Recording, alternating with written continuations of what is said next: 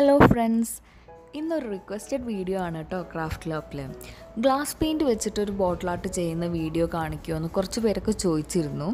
അപ്പോൾ ഇന്ന് നമ്മൾ കാണാൻ പോകുന്നത് അങ്ങനെ ഒരു ബോട്ടിൽ ആർട്ടാണ്.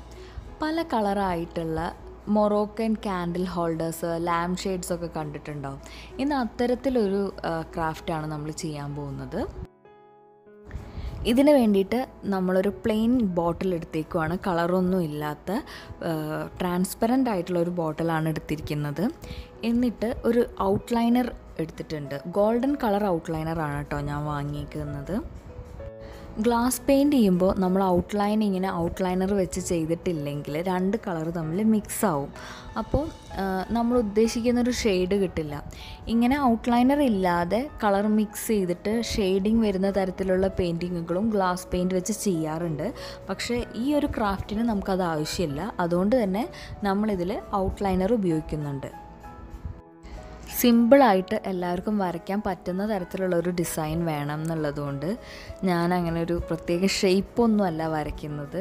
ചുമ്മാ ഇങ്ങനെ കുറച്ച് ഈ പോലെയൊക്കെ ഇങ്ങനെ വളച്ച് ഒരു കളം വരച്ചെടുക്കുകയാണ്. പിന്നെ അതിനോട് ചേർന്നിട്ട് ഇതുപോലത്തെ ഓരോരോ കളങ്ങളിങ്ങനെ വരയ്ക്കുകയാണ്.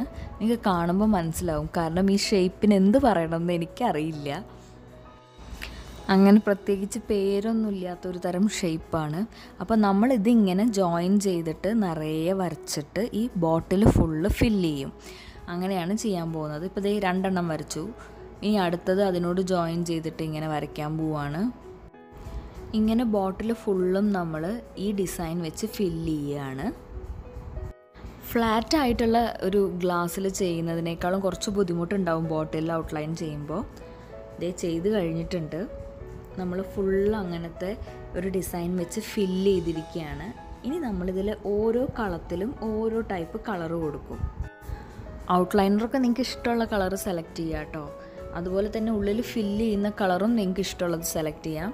ഞാനൊരു പിങ്ക്, റെഡ്, ഗ്രീൻ, യെല്ലോ കോമ്പിനേഷനാണ് സെലക്ട് ചെയ്തിരിക്കുന്നത്.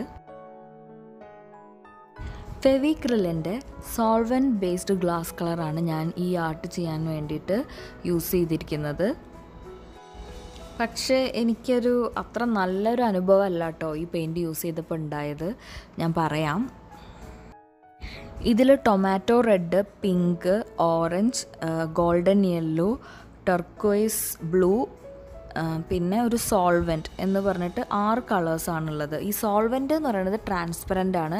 നമ്മുടെ കയ്യിലുള്ള കളേഴ്സിനെ ലൈറ്റ് ആക്കിയിട്ട് യൂസ് ചെയ്യാൻ വേണ്ടിയിട്ട് നമുക്ക് സോൾവെൻറ്റ് യൂസ് ചെയ്യാം. അതൊരു ട്രാൻസ്പെറൻ്റ് ആയിട്ടുള്ള ഗ്ലാസ് പെയിൻ്റാണ്. നമുക്കൊരു സെപ്പറേറ്റ് ക്യാപ്പ് വരുന്നുണ്ട് ഈ കളേഴ്സിന് യൂസ് ചെയ്യാൻ വേണ്ടിയിട്ട്. ഒരു നോസിലുള്ള ടൈപ്പ് ക്യാപ്പ് വരുന്നുണ്ട്. നമ്മൾ പണ്ടത്തെ തുള്ളിമരുന്നൊക്കെ കണ്ടിട്ടില്ലേ, അതിന് ഇങ്ങനത്തെ ക്യാപ്പുകൾ ഞാൻ കണ്ടിട്ടുണ്ട്. ഈ സെറ്റിൽ എനിക്ക് ഇഷ്ടപ്പെട്ട pigments red, pink, green, golden yellow. ബാക്കി 2 കളേഴ്സ് ബ്ലൂവും ഓറഞ്ചും വളരെ ലൈറ്റായിരുന്നു. ബ്ലൂ എന്ന് പറഞ്ഞാൽ ലൈറ്റ് എന്നും പറയാൻ പറ്റില്ല, ട്രാൻസ്പെറൻറ്റ് എന്ന് തന്നെ പറയണം. ഒരു കളറുള്ള പോലെ തോന്നില്ലായിരുന്നു. അതുകൊണ്ട് ഞാൻ ബ്ലൂവും ഓറഞ്ചും ഒഴിവാക്കിയിട്ട് ബാക്കി കളേഴ്സിൻ്റെ ഒരു കോമ്പിനേഷനാണ് ഈ ബോട്ടിലിൽ കൊടുത്തിരിക്കുന്നത്. ഇനി നമ്മൾ കളർ അപ്ലൈ ചെയ്യുകയാണ്. ഓരോ കളങ്ങളും ഫില്ല് ചെയ്യുന്ന തരത്തിൽ നമ്മൾ ഓരോ ഡിഫറെൻ്റ് ആയിട്ടുള്ള കളേഴ്സ് ഫില്ല് ചെയ്യുകയാണ്. ഒത്തിരി കളർ ഫില്ല് ചെയ്ത് കഴിഞ്ഞാൽ നമ്മളുടെ ഈ ഔട്ട്ലൈനറും കടന്നിട്ട് കളേഴ്സ് മിക്സ് ആവും. അതുകൊണ്ട് കുറച്ച് കളർ മാത്രം യൂസ് ചെയ്യുക. ഇതിലങ്ങനെ ബബിൾസ് ഒന്നും വരുന്നില്ലായിരുന്നു കേട്ടോ. ബബിൾസ് ഒന്നും ഒട്ടും ഇല്ലായിരുന്നു. ഗ്രീനും റെഡും പിങ്കും ഒക്കെ കൂടി ഇങ്ങനെ മിക്സ് ചെയ്ത് കൊടുത്തിട്ടുണ്ട്. ഇതേ ഒരു പാറ്റേണിൽ നമ്മൾ ഈ ബോട്ടിൽ ഫുള്ള് ഫില്ല് ചെയ്യാൻ പോവുകയാണ്.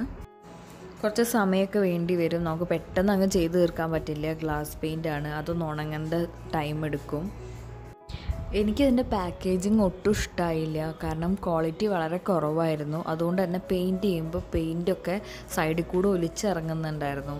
അപ്പോൾ നമ്മൾ ഒരു സ്ഥലത്ത് പെയിൻറ്റ് ചെയ്യുമ്പോൾ വേറൊരു സ്ഥലത്തൊക്കെ പെയിൻറ്റൊക്കെ ഫ്ലോ ചെയ്തിട്ട് ആകെ വൃത്തികേടായിട്ടുണ്ടായിരുന്നു. പിന്നെ ടിഷ്യൂ പേപ്പറൊക്കെ വെച്ച് തുടച്ച് രണ്ടാമത് ചെയ്തതാണ്. അപ്പോഴും ഇങ്ങനത്തെ പ്രശ്നങ്ങളൊക്കെ ഉണ്ടായി. കുറച്ച് മെനക്കെട്ട് ചെയ്തതാണ്. അതുകൊണ്ടാണ് ഞാനിത് ആർക്കും റെക്കമെൻഡ് ചെയ്യുന്നില്ല എന്ന് പറഞ്ഞത്. പാക്കേജിങ് മോശമാണ്. പിന്നെ ചില ഷെയ്ഡുകൾക്കൊന്നും കളറ് വളരെ കുറവാണ്. ഇതിനു മുൻപ് ഞാൻ ക്യാമലിൻ്റെ യൂസ് ചെയ്തിട്ടുണ്ടായിരുന്നു നാട്ടിൽ വെച്ചിട്ട്. അതെനിക്ക് ഒത്തിരി ഇഷ്ടമായിരുന്നു.